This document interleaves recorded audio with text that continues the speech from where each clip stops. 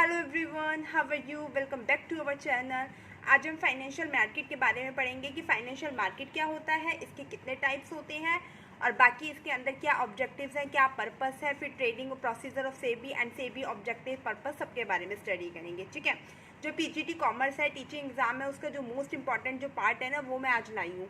And तक ज़रूर देखना और इसके कुछ क्वेश्चंस भी हैं जो आपको कमेंट बॉक्स में कमेंट करके बताने हैं। तो लेट्स स्टार्ट अवर टॉपिक। देखो, फाइनेंशियल मार्केट क्या होता है। फाइनेंशियल मार्केट एक होल नेटवर्क होता है, किसका? इंस्टीट्यूशंस का, जहाँ जो फंड्स को क्या करवाते हैं बेटा, प्रोवाइड करवाते हैं लॉन्ग टर्म के लिए, शॉर्ट टर्म के लिए, मिडल टर्म के लिए। मतलब इसका कहने का मतलब ये है कि एक ऐसी मार्केट होती है जहाँ पर बहुत सारे बैंक्स होते हैं, बहुत सारे फाइनेंशियल इंस्टीट्यूशंस होते हैं, बहुत सारी इंडस्ट्रीज होती हैं जो इकट्ठी होती हैं और ये उनका एक ग्रुप होता है, उनका एक नेटवर्क होता है जो कि क्या फंड्स को क्या करवाती है, अवेलेबल करवाती है। अगर आपको शॉर्ट टर्म के लिए फंड को किसी, मान लो किसी बैंक को, कमर्शियल बैंक्स को या किसी कंपनी को शॉर्ट टर्म के लिए फंड चाहिए, लॉन्ग टर्म के लिए चाहिए, मिडिल टर्म के लिए चाहिए, तो वो फाइनेंशियल मार्केट से फंड्स को रेज कर सकती है। ठीक है, फाइनेंशियल मार्केट एक ऐसी मार्केट होती है वेयर फाइनेंशियल ट्रांजेक्शन अगर फाइनेंशियल मार्केट के अंदर फाइनेंशियल ट्रांजेक्शन होती है। फाइनेंशियल मतलब पैसों से रिलेटेड जो ट्रांजेक्शन होती है, पैसों का लेन देन होता है फाइनेंस मार्केट के अंदर।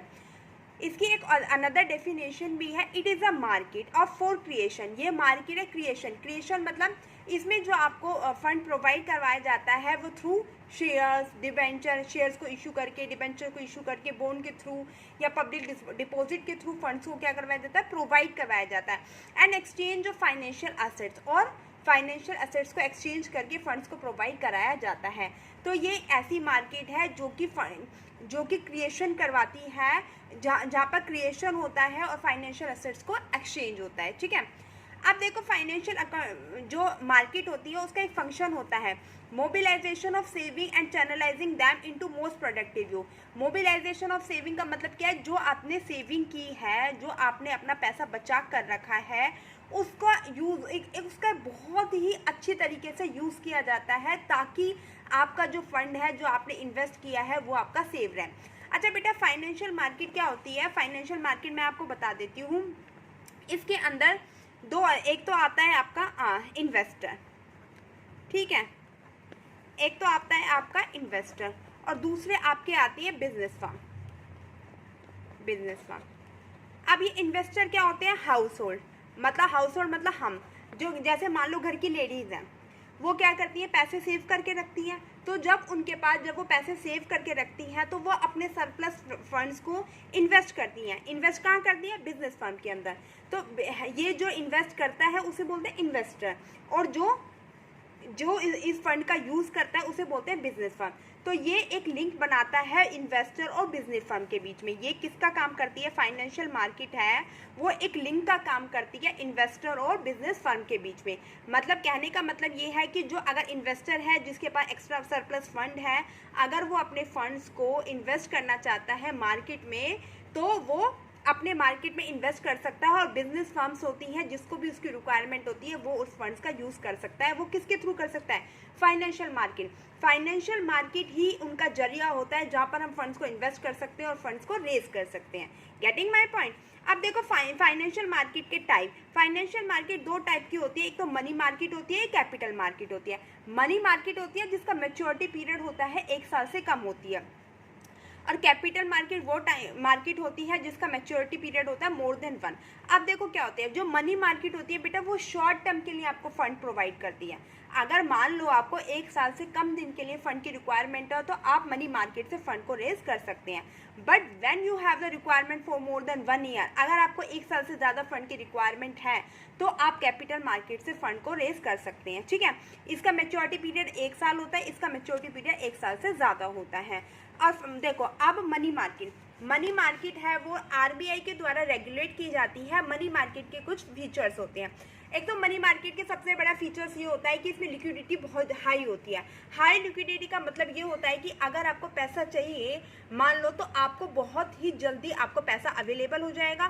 थोड़ा मनी मार्केट है तो क्वाइट एक्सपेंसिव होता है, जो इसका इंटरेस्ट रेट होता है थोड़ा ज़्यादा होता है, और इसका एक ये होता है कि थोड़ा रिस्क ही कम होता है। जो मनी मार्केट है, अगर आप उसके अंदर अपने पैसे को इन्वेस्ट कर रहे हो तो वो लेस रिस्की होता है, और इसमें आपको क्या होता है कि फंड भी आपको इजीली अवेलेबल हो जाता है, हाई लिक्विडिटी होती है, थोड़ा एक्सपेंसिव होता है। ठीक है, देखो अब हम पढ़ेंगे मनी मार्केट के क्या क्या इंस्ट्रूमेंट है। मनी मार्केट के इंस्ट्रूमेंट है, सबसे पहले मैं आपको यहाँ बता देती हूँ। देखो इंस्ट्रूमेंट है मनी मार्केट के, कमर्शियल पेपर है, टी बिल है जिसे हम ट्रेजरी बिल भी कहते हैं, कमर्शियल बिल है, क्रेडिट ऑफ डिपॉजिट है, और सर्टिफिकेट ऑफ डिपॉजिट बोलते हैं इसे, कॉल मनी है। ये 5 मनी मार्केट के इंस्ट्रूमेंट है, commercial paper, T bill, commercial bill, certificate of deposit और कॉल मनी। ठीक है, अब वन बाय वन इसके बारे में पढ़ेंगे। देखो कॉल मनी क्या होता है। कॉल मनी के अंदर जो इंट्रा बैंक ट्रांजेक्शन्स होती है, इंट्रा बैंक ट्रांजेक्शन का मतलब क्या है कि मान लो 2 बैंक हैं, एक HDFC बैंक है और एक PNB बैंक है। कभी HDFC बैंक के पास है फंड रिक्वायर नहीं, एडिक्वेट अमाउंट में नहीं है, उसको पैसे की ज़रूरत है, तो वो क्या करती है, HDFC बैंक PNB बैंक से पैसा उधार ले लेती है। इसमें जो उधार लेने का टाइम होता है वो बहुत ही कम होता है, 1 दिन के लिए भी ले सकती है, 15 से 364 दिन के लिए, 2 से 15 दिन, मैक्सिमम 15 दिन होता है। जो कॉल मनी का टाइम होता है मैक्सिमम 15 दिन होता है। 15 दिन के लिए क्या करती है, एक बैंक दूसरे बैंक से वो फंड्स को उधार ले लेती है, बोरो कर लेती है। ठीक है, जब एक बैंक दूसरे बैंक से फंड्स को बोरो करती है तो उस पर उनको इंटरेस्ट भी देना पड़ता है, और जो इंटरेस्ट होता है इस पर थोड़ा हाई होता है। ठीक है, अगर कोई बैंक 1 दिन के लिए अमाउंट लेता है दूसरे बैंक से तो उसे कॉल मनी कहते हैं। अगर कोई 15 दिन से 364 दिन के लिए अमाउंट लेता है उधार तो उसे टर्म मनी कहते हैं, और अगर कोई बैंक 2 से 15 दिन के लिए बोरो करता है फंड को तो उसे नोटिस मनी कहते हैं। Getting my point. और ये क्या होती है, इंट्रा बैंक ट्रांजेक्शन्स होती है, बैंक के बीच में ट्रांजेक्शन्स होती है, और इस अमाउंट पे उन्हें इंटरेस्ट भी पे करना पड़ता है। अब सेकेंड है ट्रेजरी बिल। ट्रेजरी बिल होता है बेटा, वो इशू किया जाता है 14 से 364 दिन, 14 to 364 डेज। ये इसका है मैच्योरिटी पीरियड। क्या है इसका मैच्योरिटी पीरियड है 14 to 364 डेज। और ट्रेजरी बिल को टी बिल भी कहते हैं। ट्रेजरी बिल होता है वो भी इसको टी बिल भी कहते हैं, और इसको जीरो कूपन बॉन्ड भी कहते हैं। इसको zero coupon bond treasury bill को क्यों कहा जाता है, इसलिए कहा जाता है क्योंकि इस पर इंटरेस्ट होता है बिल्कुल ज़ीरो होता है। इस पर टी बिल पर कोई भी आपको इंटरेस्ट नहीं मिलता। और सबसे मेन बात होती है, जो टी बिल है वो सेंट्रल, जो टी बिल है वो इंडियन गवर्नमेंट के बिहाफ पर RBI इशू करती है। क्या, टी बिल को इंडियन गवर्नमेंट के बिहाफ पे RBI इशू करती है, और ये कम्प्लीटली सिक्योर्ड होता है। सिक्योर तो ये अपने आप ही हो जाएगा, जब RBI इशू कर रही है तो ये सिक्योर तो होना ही है। तो टी बिल सिक्योर बिल होता है। ये भी एक प्रोमिसरी नोट होता है। ये भी, इसका जो फिक्स पीरियड होता है वो फिक्स होता है, और ये इंडियन गवर्नमेंट के बिहाफ पर हमारे RBI है वो इशू करती है।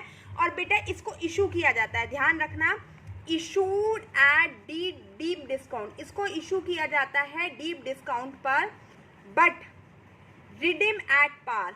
बट इसको रिडीम किया जाता है एट पार पर। ध्यान रखना, टी बिल के बारे में बता रही हूँ। जो टी बिल होता है उसको डीप डिस्काउंट पर तो इशू किया जाता है, और जो रिडीम किया जाता है इसको पार पर किया जाता है। अपनी कॉपी में साथ के साथ नोट डाउन करते रहो, कुछ इसमें एडिशनल करना है क्योंकि ये पुरानी है जो नोट्स है, तो इसमें कुछ ऐड ऑन करना है, तो इसलिए आप साथ के साथ लिखते रहो।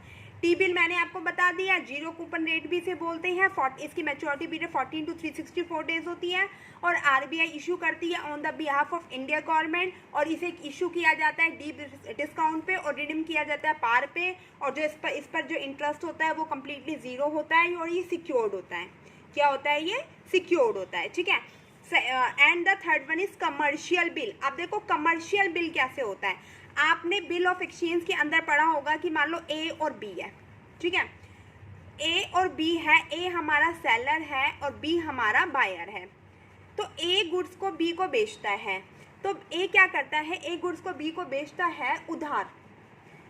तो जब A गुड्स को B को उधार बेचता है तो वो A क्या लिख के देता है बेटा, वो एक बिल बनाकर देखता है। इसमें A को हम ड्रॉअर बोलेंगे, और B को हम ड्रॉई बोलेंगे।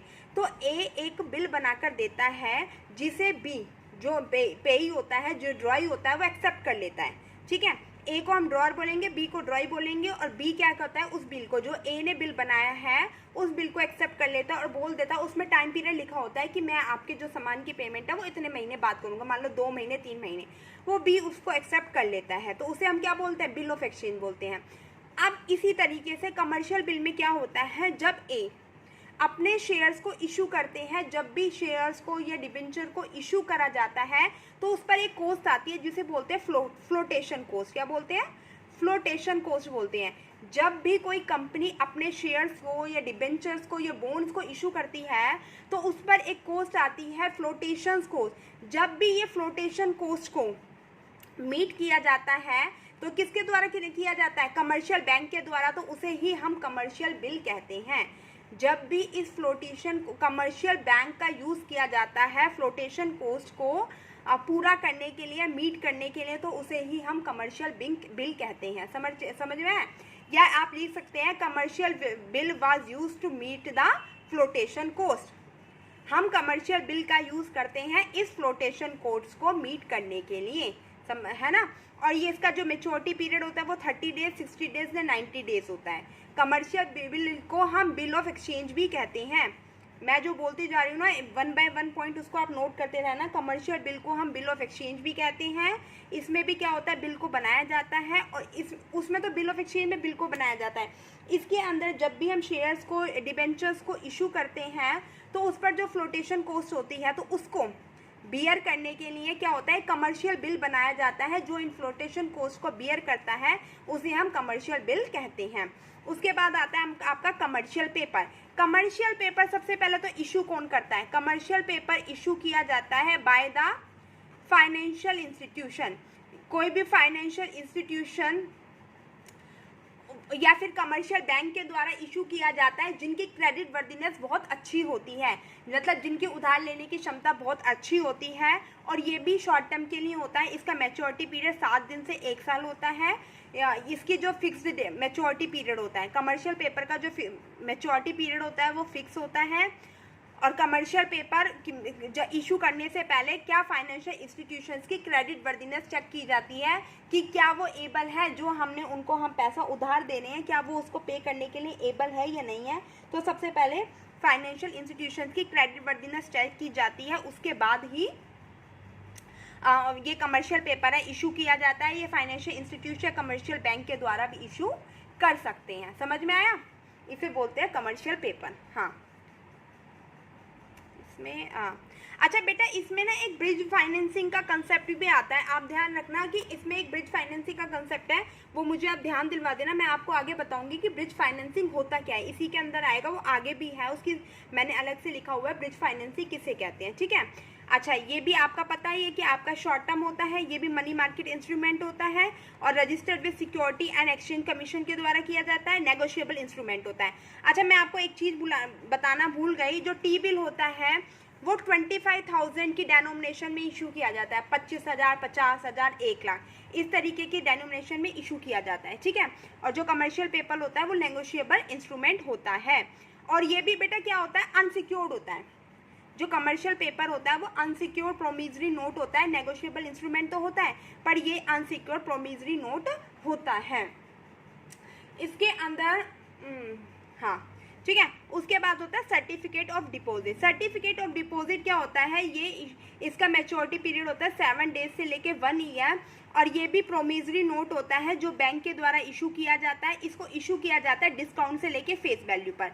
अच्छा, जब भी सर्टिफिकेट ऑफ डिपॉजिट बनाया जाता है तो इसमें एक बियरर फॉर्म होता है, ये बिल्कुल कंप्लीटली अनसिक्योर्ड होता है। ये लगा लो जो हमारा सर्टिफिकेट ऑफ डिपॉजिट है ये तो बिल्कुल ही अनसिक्योर्ड होता है, इसमें कोई सिक्योरिटी नहीं होती कि आपको अपना पैसा वापस मिल जाएगा, क्योंकि इसके अंदर जो पैसा मिलता है वो उसको मिलता है जिसके पास ये बियरर फॉर्म होता है। किसको मिलता है इसके अंदर पैसा, इसके अंदर पैसा उसको मिलेगा जिसके पास ये बियरर फॉर्म होता है, और ये अनसिक्योर्ड प्रोमिसरी नोट होता है। ठीक है, हाँ इसको अनसिक्योर्ड प्रोमिसरी नोट कहते हैं। अब मैं आपको बता रही थी ब्रिज फाइनेंसिंग का। ब्रिज फाइनेंसिंग का मैंने देखा है, पीछे तो नहीं लिखना का, मैं यही बता देती हूँ। देखो क्या होता है ब्रिज फाइनेंसिंग, जब भी कोई कंपनी है वो क्या करती है, फंड्स को रेज करने के लिए शेयर्स को इशू करती है, डिबेंचर्स को इशू करती है कि नहीं करती। तो जब भी कंपनी शेयर्स को, डिबेंचर को इशू करती है तो उस पर कुछ फ्लोटेशन कॉस्ट आती है।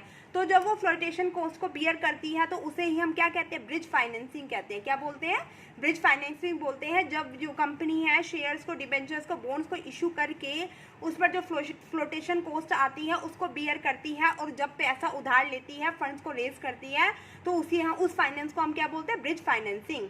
जो उस पर जो खर्चा आता है उसको हम क्या बोलेंगे, ब्रिज फाइनेंसिंग। जो फ्लोटेशन कॉस्ट, जो उस पर खर्चा आया, ठीक है, उसको हम क्या बोलेंगे, ब्रिज फाइनेंसिंग बोलते हैं। अब इसके बाद हमारे आते हैं कैपिटल मार्केट। ये थे आपके सारे मनी मार्केट के इंस्ट्रूमेंट। एक बार रिवाइज करवा देती हूँ। कॉल मनी में इंट्रा बैंक ट्रांजेक्शन्स होती है। ट्रेजरी बिल को टी बिल भी कहा जाता है। इसका मैच्योरिटी पीरियड 14 से 364 डेज होता है, और ये आरबीआई इशू करता है on the behalf of central government, India government के बिहाफ पर करता है। ये सिक्योरिटी होता है, नेगोशिएबल होता है। जीरो कूपन बॉन्ड भी इसे कहा जाता है, और ये इशू किया जाता है डीप डिस्काउंट पर, रिडीम किया जाता है एट पार पर, और इसको 25,000 के डेनोमिनेशन में इशू किया जाता है। कमर्शियल बिल होता है, वो भी बिल, इसको बिल ऑफ एक्सचेंज भी कहा जाता है। और इसके अंदर क्या होता है कि जब सेलर है बायर को बिल लिखता है, मतलब शेयर्स को इशू करता है, जो करता है, तो उसमें फ्लोटेशन कॉस्ट होती है। उस फ्लोटेशन कॉस्ट को जब कमर्शियल पेपर द्वारा मीटअप किया जाता है तो उसे कमर्शियल बिल कहते हैं। फिर कमर्शियल पेपर का मैंने आपको बता दिया, इसके अंदर ब्रिज फाइनेंसिंग का बता दिया। शेयर इशू करते हैं तो कुछ पैसा फ्लोटेशन कॉस्ट आती है, और सर्टिफिकेट ऑफ डिपॉजिट अनसिक्योर्ड होता है, ठीक है। उसके बाद आता है कैपिटल मार्केट। कैपिटल मार्केट ऐसी मार्केट होती है जो लॉन्ग टर्म के लिए फंड्स को प्रोवाइड करवाती है, फंड को लॉन्ग टाइम के लिए, ठीक है। इसका मैच्योरिटी पीरियड होता है वो मोर देन 1 ईयर होता है। मैच्योरिटी पीरियड होता है वो मोर देन 1 ईयर होता है, 1 साल से ज़्यादा होता है, ठीक है। ध्यान रखना, इसका मैच्योरिटी पीरियड 1 साल से ज़्यादा होता है, और ये सेबी के द्वारा रेगुलेट की जाती है। मनी मार्केट आरबीआई के द्वारा रेगुलेट की जाती है, और कैपिटल मार्केट सेबी के द्वारा, security and exchange board of India के द्वारा रेगुलेट की जाती है, और लॉन्ग टर्म के लिए प्रोवाइड करवाती है फंड्स को, और इसका मैच्योरिटी पीरियड 1 साल से ज़्यादा होता है, ठीक है। अब इंस्ट्रूमेंट देखो, कैपिटल मार्केट होती है। कैपिटल मार्केट में मान लो आपको कोई भी कंपनी है, मान लो आपकी कंपनी है, उसको फंड रेज करना है, तो आप कैसे फंड रेज कर सकते हो, शेयर्स को इशू करके, डिबेंचर को इशू करके, बॉन्ड्स को इशू करके, पब्लिक डिपॉजिट के थ्रू आप इशू करके अपने फंड्स को क्या कर सकते हो, मोर देन 1 ईयर के लिए फंड्स को रेज कर सकते हो, ठीक है। तो इसमें क्या कर दिया, जो इंस्टीट्यूशंस होते हैं, बड़े बड़े इंस्टीट्यूशंस होते हैं, वो शेयर, डिबेंचर, बॉन्ड्स को इशू करके फंड्स को रेज करते हैं। अब कैपिटल मार्केट के भी 2 टाइप होते हैं, एक तो होता है प्राइमरी मार्केट और एक है सेकेंडरी मार्केट। देखो, प्राइमरी मार्केट क्या होती है, it deals with the new security which are issued for the first time. ये उन सिक्योरिटी में डील करता है जिनको फर्स्ट टाइम मार्केट में बेचा जाता है। The investor in this market are bank. इसके इन्वेस्टर कौन कौन होता है, कौन कौन इस मार्केट में इन्वेस्ट करता है, बैंक है, कोई भी फाइनेंशियल इंस्टीट्यूशन है, कोई कमर्शियल बैंक है, कोई इंश्योरेंस कंपनी है, कोई म्यूचुअल फंड है, कोई इंडिविजुअल है। अब देखो, प्राइमरी मार्केट क्या है, मान लो एक कंपनी एक्स, वो कंपनी अभी 1 साल पहले स्टैब्लिश हुई थी, और जब वो स्टैब्लिश हुई थी जब उसके पास एडिक्वेट अमाउंट में कैपिटल थी, बट अब उसको क्या हो, फंड की रिक्वायरमेंट हो गई, उसको अपने बिजनेस को अच्छे से चलाना है और फंड की रिक्वायरमेंट हो गई, तो वो क्या करती है, फर्स्ट टाइम अपने शेयर्स को इशू करती है बाहर फंड्स को रेज करने के लिए। जब वो फर्स्ट टाइम कैपिटल मार्केट में फंड्स को रेज करने के लिए शेयर्स को इशू करती है तो उसे बोलते हैं प्राइमरी मार्केट। जब वो फर्स्ट टाइम शेयर को इशू करती है तो वो प्राइमरी मार्केट में करेगी। कहाँ पर करेगी, प्राइमरी मार्केट में करेगी फंड्स को रेज करने के लिए। इसी तरीके से सेकेंडरी मार्केट, तो सेकेंडरी मार्केट वो मार्केट होती है जहाँ पर शेयर्स को, डिबेंचर को इशू किया जाता है, एग्जिस्टिंग सिक्योरिटीज को दोबारा बाय और सेल किया जाता है। इसमें तो आप डील कर रहे हो फर्स्ट टाइम, इसमें आप सिक्योरिटीज को बाय कर रहे हो, सेल कर रहे हो फर्स्ट टाइम, जो आप फर्स्ट टाइम ही आप बेच रहे हो। बट सेकेंडरी मार्केट में होते हैं जो एग्जिस्टिंग सिक्योरिटी होती है, जो आप पहले एक बार है ना शेयर इशू कर चुके, डिबेंचर इशू कर चुके, उन्हीं सिक्योरिटीज को दोबारा आप बाय और सेल करते हो मार्केट में, तो ऐसी मार्केट को बोलते हैं सेकेंडरी मार्केट। जब जिस मार्केट में आप बाय और सेल करते हो एग्जिस्टिंग सिक्योरिटीज को, तो उस मार्केट को हम सेकेंडरी मार्केट बोलते हैं। बट प्राइमरी मार्केट के अंदर फर्स्ट टाइम ही शेयर्स को इशू किया जाता है, ठीक है। फर्स्ट टाइम ही मनी को रेज करने के लिए शेयर्स को इशू किया जाता है, किसके अंदर, प्राइमरी मार्केट के अंदर। बेटा जब मैं ऑफलाइन में प्राइमरी मार्केट के बारे में बता रही थी तो आईसीआईसीआई का एक आईपीओ आया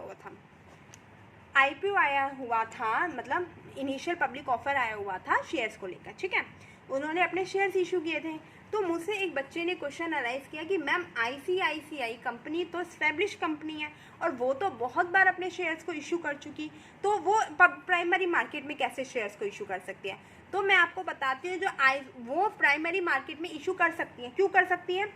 एक्सपेंशन करने के लिए। मान लो वो अपनी कंपनी को एक्सपेंड करना चाहती हो, एक्सपेंशन चाहती हो, मॉडिफिकेशन चाहती हो, डाइवर्सिफिकेशन चाहती हो, तो उस केस में वो अपने शेयर्स को प्राइमरी मार्केट में इशू कर सकती हैं। आपको समझ में आ रहा है? वो ऐसी, अब आईसीआई बैंक तो सही बात है, एस्टेब्लिश बैंक है, उसको तो 20 साल होगा और वो कई बार अपने शेयर्स को इशू कर चुका, तो वो तो एग्जिस्टिंग सिक्योरिटीज को इशू कर रहा है, तो प्राइमरी मार्केट में कर ही नहीं सकता। बट अगर वो बैंक है, अपना एक्सपेंशन चाहता है, मॉडिफिकेशन करना चाहता है, कोई ग्रोथ चाहता है, ये डाइवर्सिफिकेशन की स्टेज आ जाती है, तो उस टाइम जब वो अपने फंड्स को रेज करने के लिए इशू करता है अपने शेयर्स को, आईपीओ मतलब इशू करता है, तो वो प्राइमरी मार्केट में कर सकता है। किस में कर सकता है? प्राइमरी मार्केट में कर सकता है। अब methods of flotation of new share in primary market, जो प्राइमरी मार्केट होती है उसमें अगर हमें मतलब उसके क्या क्या मेथड्स होते हैं, तो किस किस मेथड्स के द्वारा वो इशू कर सकता है? Offer through prospectus, offer for sale, private placement, right issue, E IPO. देखो क्या होते हैं। ऑफर थ्रू प्रोस्पेक्ट, मान लो कोई कंपनी है, वो फर्स्ट टाइम अपनी सिक्योरिटी को सेल कर रही है, ठीक है, फर्स्ट टाइम अपने सिक्योरिटीज को इशू कर रही है, तो वो क्या करती है, जब वो इंडिविजुअल को अपने शेयर्स को इशू करती है, तो वो किसके थ्रू इशू करती है? Offer through prospectus. इसमें वो शेयर्स को इशू किया जाता है इंडिविजुअल को थ्रू प्रोस्पेक्टस। प्रोस्पेक्टस जारी करके वो इंडिविजुअल्स को अपने शेयर्स इशू करती है। प्रोस्पेक्टस क्या होता है? प्रोस्पेक्टस मैंने आपको बताया था कि इसके अंदर कितने कंपनी का नाम क्या है, उसका रजिस्टर एड्रेस क्या है, क्या ऑनर है, क्या ऑथोराइज कैपिटल है, कैसी कंपनी के प्रॉफिट है, कैसी उसकी मतलब सारी बातें जो कंपनी से रिलेटेड होती हैं, कौन कौन उसमें काम कर रहा है, सब उसमें लिखी होती है, ठीक है, कितने शेयर्स वो इशू कर रही है, क्या प्राइस है, सब चीज़ उस प्रोस्पेक्टस से लिखी होती है। तो जब भी कंपनी फर्स्ट टाइम अपने शेयर्स को, अपनी सिक्योरिटीज़ को इशू करती है इंडिविजुअल को, तो वो प्रोस्पेक्टस के थ्रू भी शेयर्स को इशू कर सकती है, ठीक है। उसके बाद है ऑफर फॉर सेल।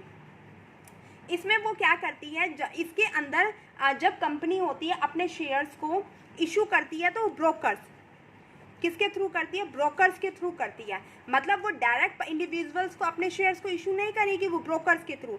इसमें इसके अंदर क्या होता है, मान लो कंपनी है, मान लो ए कंपनी है, वो अपने शेयर्स को इशू करना चाहती है, तो ब्रोकर्स क्या करेंगे, ए कंपनी ब्रोकर से मीटअप करेगी और ब्रोकर्स उसके शेयर्स को खरीद लेंगे, फिर ब्रोकर्स उसे हाई रेट में, उन शेयर्स को हाई रेट में इंडिविजुअल को देंगे। समझ में आए? ऑफर फॉर सेल के अंदर क्या होता है, एक कंपनी अपने शेयर्स को ब्रोकर्स को देंगे और फिर ब्रोकर्स उन्हीं शेयर का हाई रेट लेकर उन शेयर्स को किसको इशू करेंगे? इंडिविजुअल को इशू करेंगे, तो उसे बोलते हैं offer for sale. Private placement, कई बार क्या होता है, मैंने आपको बताया था प्राइवेट प्लेसमेंट का मतलब होता है कि कई बार कंपनी फंड्स को रेज करने के लिए प्राइवेटली शेयर्स को इशू करती है, पब्लिकली नहीं करती। प्राइवेटली का मतलब होता है कोई उसके नॉन रिलेटिव होते हैं, या फिर मतलब जैसे यूनियन ट्रस्ट ऑफ इंडिया होती है, ये म्यूचुअल फंड होते हैं, आईसीआईसी बैंक होती है, इनको वो अपने शेयर्स को इशू कर लेती है और इनको शेयर इशू करके फंड्स को रेज कर लेती है, उसे बोलते हैं private placement of share. Private placement of share जब कंपनी प्राइवेटली शेयर्स को इशू करती है, पब्लिकली शेयर्स को इशू नहीं करती और प्राइवेटली शेयर्स को इशू करके फंड्स को रेज करती है। उसके बाद होता है राइट इशू। राइट इशू के अंदर क्या होता है, इसके अंदर कंपनी जब शेयर्स को इशू करती है, तो जो उसके एग्जिस्टिंग शेयर्स होल्डर होते हैं, जिसके बाद उसके कंपनी के पहले से ही शेयर्स होते हैं, उनको क्या करती है, उनको ये राइट देती है कि वो उसके कंपनी के शेयर्स को बाय कर सकते हैं, और जो इसका प्राइस होता है थोड़ा सा कम देते हैं एग्जिस्टिंग शेयर होल्डर को। मतलब कहने का मतलब होता है, जब कंपनी अपने शेयर्स को इशू करती है, तो एग्जिस्टिंग शेयर होल्डर्स को सबसे पहले बोला जाता है कि अगर इतने शेयर्स हैं, अगर आप खरीदना चाहो तो इन शेयर्स को खरीद सकते हो।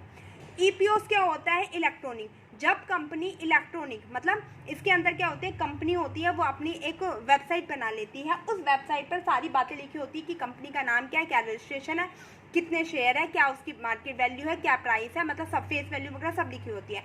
इलेक्ट्रॉनिक लिख रहता है, जिस इंडिविजुअल को उस कंपनी के शेयर्स को खरीदना होता है, वो उस कंपनी की वेबसाइट पर जाता है, वहाँ से शेयर्स को खरीदता है। इस तरीके से डीमैट अकाउंट उनका खुल जाता है, उस तरीके से वो इलेक्ट्रॉनिक शेयर्स को खरीद सकते हैं। तो ये 5 प्रोसीजर्स होते हैं जब भी प्राइमरी मार्केट होती है, उससे हमें फंड्स को रेज करना होता है या हमें अपने जो शेयर्स वगैरह को इशू करना होता है, तो हम इनके थ्रू कर सकते हैं। Offer through prospectus, offer for sale, private placement, right issue, ईपॉस, ठीक है। इसके बाद होती है हमारी सेकेंडरी मार्केट। अब देखो सेकेंडरी मार्केट क्या होती है, इस मार्केट को हम स्टॉक मार्केट या स्टॉक एक्सचेंज भी कहते हैं। सेकेंडरी मार्केट को हम स्टॉक मार्केट, स्टॉक एक्सचेंज भी कहते हैं, जहां पर जो एग्जिस्टिंग सिक्योरिटीज है जो एक बार बिक चुकी हैं, ऐसी सिक्योरिटीज जो एक बार बिक चुकी हैं उनको हम दोबारा बेच सकते हैं या खरीद सकते हैं। सेकेंडरी मार्केट के अंदर हम एग्जिस्टिंग सिक्योरिटीज को अगेन बाय और सेल कर सकते हैं, ध्यान रखना, ठीक है। अब देखो सेकेंडरी मार्केट के कुछ फंक्शंस होते हैं। सबसे पहले तो आपको पता है सेकेंडरी मार्केट में क्या होती है, स्टॉक एक्सचेंज और स्टॉक मार्केट होती है।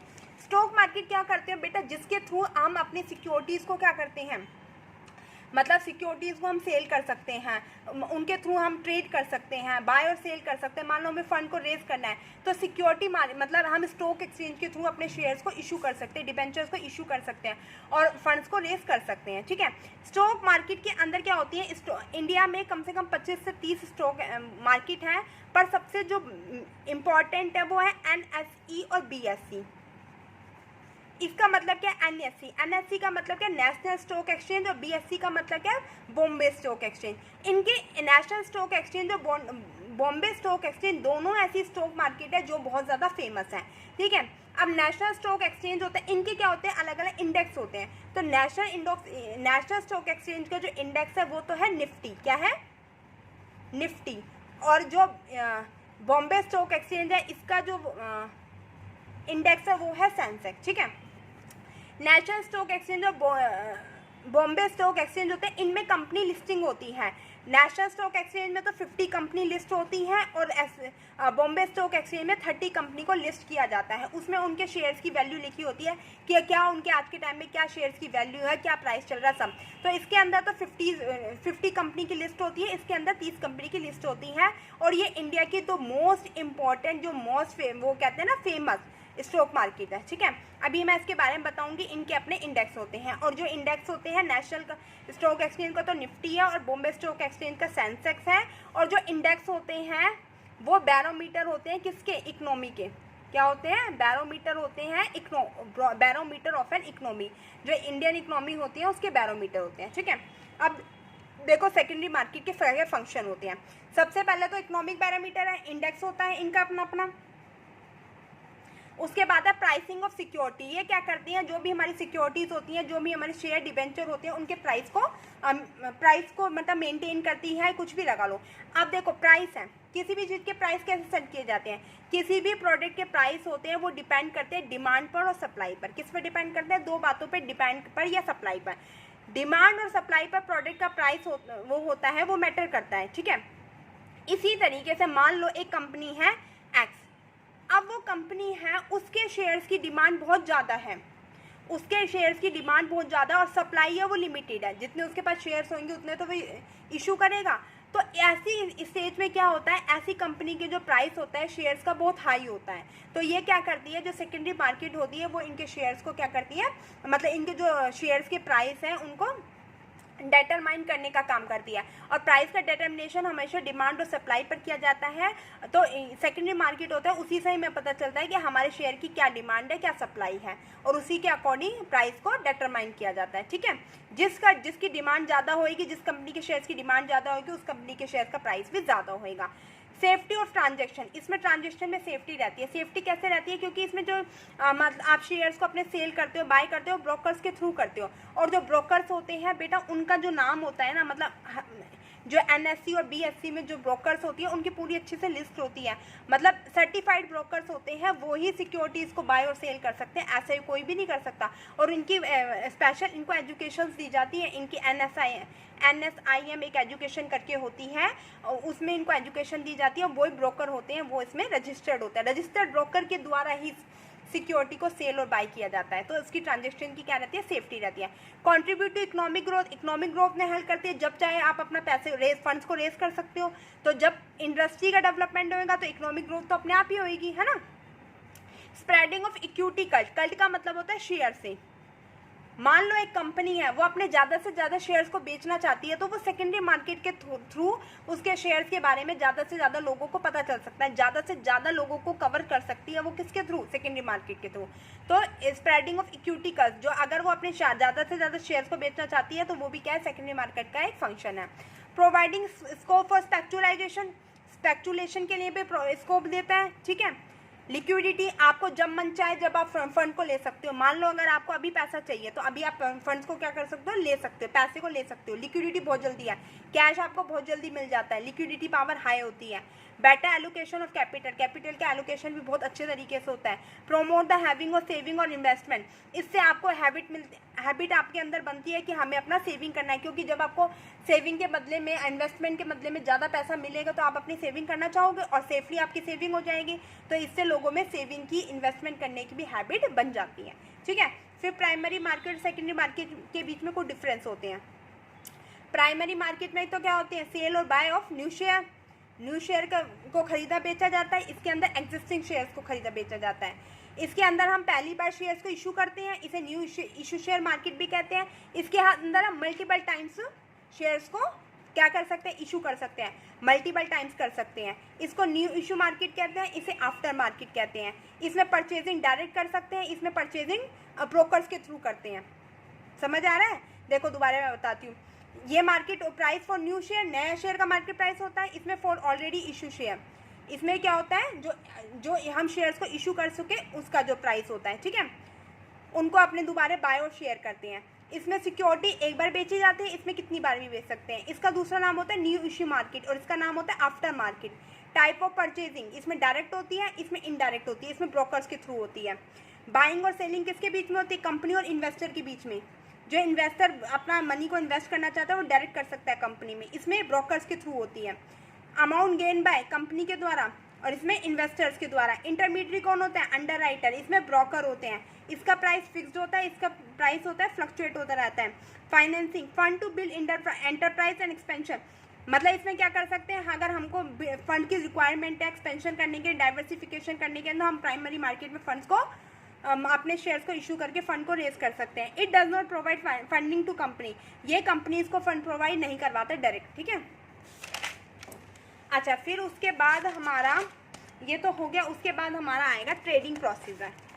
Trading procedure on a stock exchange. Stock exchange के अंदर क्या ट्रेडिंग प्रोसीजर होता है, मान लो आपको अपने जो शेयर्स हैं उनको खरीदना है या उनको बेचना है, दोनों में से एक काम करना होता है। मान लो आपको अपने मनी को इन्वेस्ट करना है या वहाँ से फंड्स को रेज करना होता है, तो आपको ट्रेडिंग करनी होगी स्टॉक एक्सचेंज में। तो क्या प्रोसीजर होता है, डायरेक्ट तो आप अपने शेयर्स को इशू करके फंड्स को रेज नहीं कर सकते, कुछ एक प्रोसीजर होता है, तो वो प्रोसीजर मैं आपको बता रही हूँ। सबसे पहले देखो, सिलेक्शन अ ब्रोकर। आप जो फंड्स को रेज कर सकते हो, अपनी सिक्योरिटी को मतलब अपने मनी को इन्वेस्ट कर सकते हो, वो किसके थ्रू कर सकते हो, ब्रोकर के थ्रू। एक जो इंडिविजुअल है वो डायरेक्ट जाकर अपनी मनी को इन्वेस्ट नहीं कर सकता, उसको एक इंडिविजुअल का सहारा लेना होता है। तो सिलेक्शन अ ब्रोकर, इसमें ब्रोकर होता है, उसका सिलेक्शन करना पड़ता है, ठीक है। ये जीरोधा वगैरह बहुत सारे ब्रोकर्स होते हैं, कुछ फेमस ब्रोकर हैं, उनका सिलेक्शन करना पड़ता है। उसके बाद आप क्या करोगे, ब्रोकर का आपने सिलेक्शन कर दिया, जीरोधा वगैरह है। उसके बाद ओपनिंग डीमेट अकाउंट भी डिपॉजिटरी पार्टिसिपेंट। डिपॉजिटरी पार्टिसिपेंट्स क्या होते हैं बेटा, ये वही डिपॉजिटरी पार्टिसिपेंट ब्रोकर ही होते हैं जो लिंक क्रिएट करते हैं किसके बीच में, इन्वेस्टर के बीच में और बिजनेस फर्म के बीच में। किसके बीच में, इन्वेस्टर, बिजनेस फर्म या फिर कंपनी के बीच में, ठीक है। अब आपने ब्रोकर का चुनाव कर लिया, अब आप क्या करोगे, जो ब्रोकर है वो आपको अपना डीमेट अकाउंट ओपन करने के लिए कहेगा, और डीमेट अकाउंट ओपन किसके थ्रू करोगे, डिपॉजिटरी पार्टिसिपेंट जो ब्रोकर है वो आपको आपका डीमेट अकाउंट खोल देगा, ठीक है। उसके बाद क्या करोगे, आपका डीमेट अकाउंट ओपन हो जाएगा। उसके बाद आपको मान लो आपको शेयर्स खरीदे हैं, तो आप ऑर्डर प्लेस करोगे कि मुझे कोई एक्स कंपनी के 100 शेयर्स खरीदने हैं। इसके अंदर आप क्या करते हो, ऑर्डर को प्लेस करते हो कि मुझे एक्स कंपनी के 100 शेयर खरीदने हैं, 200 शेयर खरीदने हैं। इसके अंदर क्या होता है, आपको सारी चीज़ें मिल जाती है कि इतनी कंपनी के शेयर इशू कर रही है, किस रेट से कर रही है, ये रेट चल रहा है, आपको किस रेट में। इसमें आप लिमिट भी फिक्स कर सकते हो कि मेरे को 200 शेयर 10 रुपये वाला खरीदना है, तो आपका जो ऑर्डर है वो प्लेस हो जाएगा, और जब 10 रुपये शेयर चल रहा होगा ना, तब आपका ऑर्डर एग्जीक्यूट हो जाएगा, ठीक है। तो इसमें आप ऑर्डर प्लेस कर देते हो कि मेरे को 200 शेयर्स चाहिए 10 रुपये वाले, क्या 200 शेयर्स चाहिए जिनकी फेस वैल्यू 10 रुपये है। उसके बाद आपके शेयर्स को मैच किया जाता है कि क्या प्राइस चल रहा है शेयर्स का, क्या अमाउंट चल रहा है, इसको शेयर्स को मैच किया जाता है। और जब बेस्ट प्राइस आ जाता है, जो आपको चाहिए, आपकी रिक्वायरमेंट के अकॉर्डिंग जब प्राइस आ जाता है, तो उस ऑर्डर को एग्जीक्यूट कर दिया जाता है। अब आपका ऑर्डर फाइनल हो जाता है। यहाँ पर आपका ऑर्डर फाइनल नहीं होता, आपका ऑर्डर फाइनल कब होता है, एग्जीक्यूट हो जाता है जब आपका, क्योंकि हाँ अब आपको 200 शेयर्स हैं और 10 रुपये के हिसाब से मिल गए हैं, ठीक है, आपका ऑर्डर एग्जीक्यूट हो गया। जब ऑर्डर एग्जीक्यूट होता है उसके बाद इशू ऑफ कॉन्ट्रैक्ट नोट, इसके अंदर जो ब्रोकर होता है वो आपको एक कॉन्ट्रैक्ट नोट इशू करता है, ठीक है। उसके बाद आपको डिलीवरी और शेयर मेकिंग पेमेंट, अब आपको क्या कर दी जाती है, शेयर्स की डिलीवरी कर दी जाती है। आपके डीमैट अकाउंट है उसमें आपको शेयर्स डिलीवर कर दिए जाते हैं। अब मेकिंग पेमेंट के अंदर क्या होता है बेटा, ये वो डे होता है when the broker make payment और issuing the when the broker make payment और issuing the share to the business firm. इसके अंदर क्या होता है, to the stock exchange, sorry दोबारा मैं बोलती हूँ, पहले तो शेयर्स को डिलीवर कर दिया जाता है। शेयर्स को डिलीवर कब किया जाता है, जब आपका ऑर्डर एग्जीक्यूट हो गया, आपको जो ब्रोकर है उसने कॉन्ट्रैक्ट नोट दे दिया, उसके बाद आपके डीमैट अकाउंट में शेयर्स को डिलीवर कर दिया गया। या उसके बाद अब क्या करोगे, जब शेयर्स को डिलीवर कर दिया तो पेमेंट होगी, तो पेमेंट में क्या होता है, पे इन डे होता है।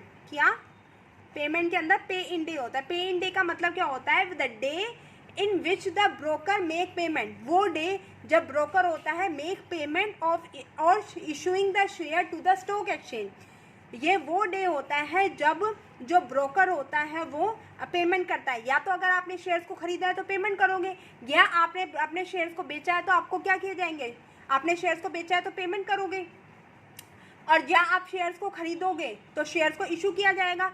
तो ये वो दिन होता है जब ब्रोकर्स पेमेंट करता है या शेयर्स को इशू करता है। सबसे पहले स्टॉक एक्सचेंज में, सबसे पहले स्टॉक एक्सचेंज में जाकर पेमेंट की जाती है, ठीक है।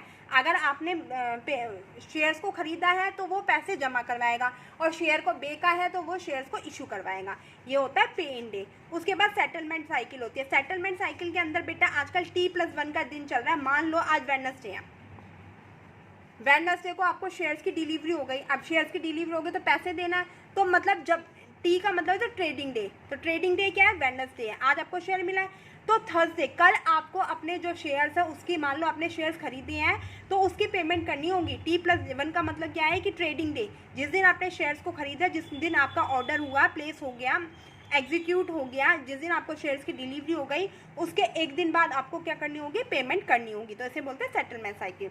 उसके बाद पे आउट डे वर्किंग, इसमें भी वही होता है कि मतलब वर्किंग डे में होता है। अब आपको पता है सैटरडे संडे की छुट्टी होती है, तो इसमें जो पे आउट डे होता है वो वर्किंग होना चाहिए। अगर मान लो जैसे कई बार पहले तो T+7 का चलता था कि आज ट्रेडिंग डे हुआ, फिर 7 दिन बाद आप उसकी पेमेंट करोगे, है ना, और वर्किंग डे हो जाएगा, तो इस तरीके से होता था। वर्किंग डे हो जाएगा तो 2 दिन स्किप करने के बाद करेंगे, तो वो होता है पे आउट वर्किंग डे।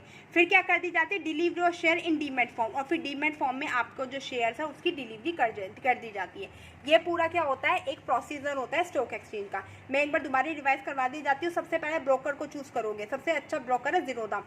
उसके बाद अपना ब्रोकर क्या कहेगा कि डीमैट अकाउंट आपका ओपन करवाएगा। इसमें आपसे ब्रोकर मांगेगा आपका पैन नंबर है, आपकी डेट ऑफ बर्थ है, आपकी 10th की मार्कशीट है, बहुत कुछ चीज़ चाहिए होती है। फिर आप कहोगे कि मुझे तो शेयर्स खरीदे हैं, तो वो क्या करेगा, ऑर्डर प्लेस करेगा आपको, इस कंपनी के मुझे इतने शेयर्स खरीदे हैं। आप ऑर्डर दोगे कि मुझे इस कंपनी के इतने शेयर्स खरीदे हैं। फिर उसके बाद आपको वो देखेगा, वो जो ब्रोकर होएगा वो शेयर को मैच करेगा।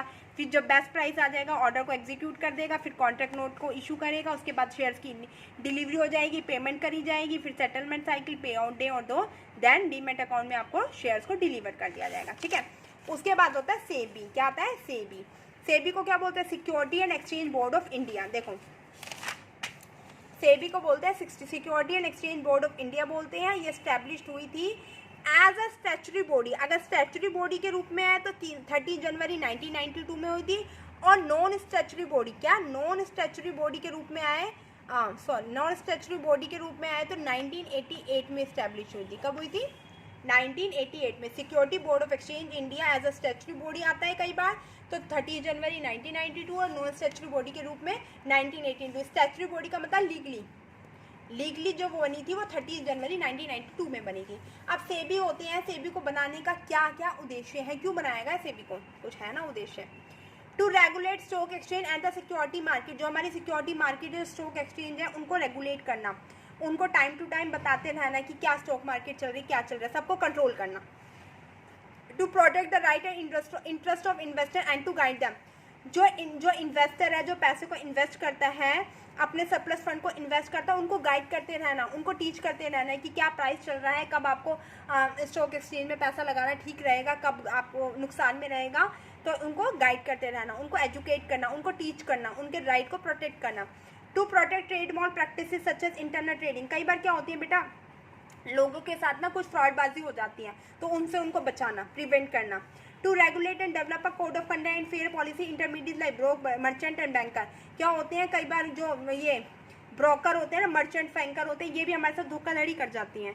तो इनके लिए भी क्या होना ना, एक कोड ऑफ कंडक्ट को बनाना। आपको नहीं पता 10-20 साल पहले ना 2-3 ऐसी ब्रोकर्स है जिनको निकालिया गया, जिनके जो क्या बोलता है रजिस्ट्रेशन है उसको कैंसिल कर दिया गया था, क्योंकि उन्होंने क्या कर दिया था, लोगों के साथ धोखाधड़ी कर दी थी।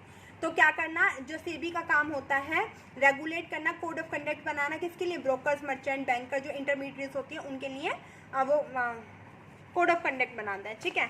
उसके बाद देखो क्या है, सेबी के पर्पस है। सेबी के पर्पस 3 लोगों के लिए है। किसके लिए, इशूअर के लिए, इन्वेस्टर के लिए, इंटरमीडिएट्स के लिए। इशूअर के लिए क्या है, जो इशू कर रहा है।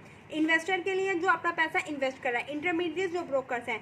ये जो सेबी को इस्टेब्लिश करने का पर्पस ही ये है कि इशूअर को, जो इशू कर रहा है शेयर डिबेंचर, जो फंड को रेज कर रहा है उसको प्रोटेक्ट करना, साथ में इन्वेस्टर को प्रोटेक्ट करना और साथ में इंटरमीडिएट्स को भी प्रोटेक्ट करना, यही इसका मेन उद्देश्य होता है, ठीक है। कई बार क्या होता है, फाइनेंशियल मार्केट होती है, कई बार कंपनीज होती हैं वो इंटरनेशनली भी फंड्स को रेज कर सकती हैं। इंटरनेशनल फंड्स को रेज करने का तरीका होता है जीडीआर के थ्रू, एडीआर के थ्रू और एफसीसीबी के थ्रू। जीडीआर के थ्रू क्या होता है, जब भी आपको मान लो आपको फॉरेन करेंसी चाहिए, आपको फॉरेन करेंसी की रिक्वायरमेंट है, तो आप क्या करते हो, अपने कंपनी के शेयर्स को फॉरेन में इन्वेस्ट करते हो। क्या कह रहा है मैंने, अपनी करेंसी, मतलब इंडियन कंपनी है उसको फॉरेन करेंसी की रिक्वायरमेंट है, तो इंडियन कंपनी क्या करेगी, अपने शेयर्स को बाहर फॉरेन में जाके इशू करेगी, ठीक है। तो इसे अगर मान लो उसे जीडीआर, ग्लोबल डिपॉजिटरी रिसिप्ट की रिक्वायरमेंट है, तो इसके अंदर क्या होता है, if a company want to sell their shares in foreign, अगर कंपनी चाहती है कि वो अपने शेयर्स को फॉरेन में सेल करे, then he goes to GDR to invest. तो वो कहाँ जाएगी, जीडीआर की तरफ जाएगी, अपने to invest in this company में इन्वेस्ट करने के लिए जीडीआर की तरफ जाएगी, कि मतलब उसे कोई भी दूसरी करेंसी में पैसा चाहिए। और एडीआर के अंदर क्या होता है कि मान लो इंडियन कंपनी को अमेरिकन डॉलर की ज़रूरत है, अमेरिकन करेंसी की ज़रूरत है, तो वो अमेरिकन किसके पास जाएगी, अमेरिका की डिपॉजिट रिसिप्ट के पास जाएगी, अपने शेयर्स को लेके कि मुझे मेरी कंपनी के इतने शेयर्स हैं जो कि मुझे यहाँ पर इशू करने और फंड्स को लेना है, तो वो पर्टिकुलरली एडीआर के पास जाएगी। बट उसको अगर अमेरिका को छोड़कर बाकी किसी कंट्री के लेनी होती है, वो जीडीआर के पास जाएगी और स्पेशलाइज्ड होती है एडीआर में कि उसे अमेरिका की ही करेंसी मिलेगी। इसके अंदर फॉरेन करेंसी कन्वर्टेबल बॉन्ड में क्या होता है, the money being raised by issuing company in the form of foreign currency, FCC, foreign currency convertible bond is a type of, एक कन्वर्टेबल बॉन्ड होता है इशूड इन अ करेंसी, जो currency में issue किया जाता है, different than the issue a domestic currency, जो domestic currency होता है उससे डिफरेंट होता है, ठीक है। ये थे आपके इंटरनेशनल फाइनेंशियल मार्केट में 3 आते हैं, और बाकी मैंने आपको कैपिटल मार्केट और प्राइमरी मार्केट के बारे में बता दिया।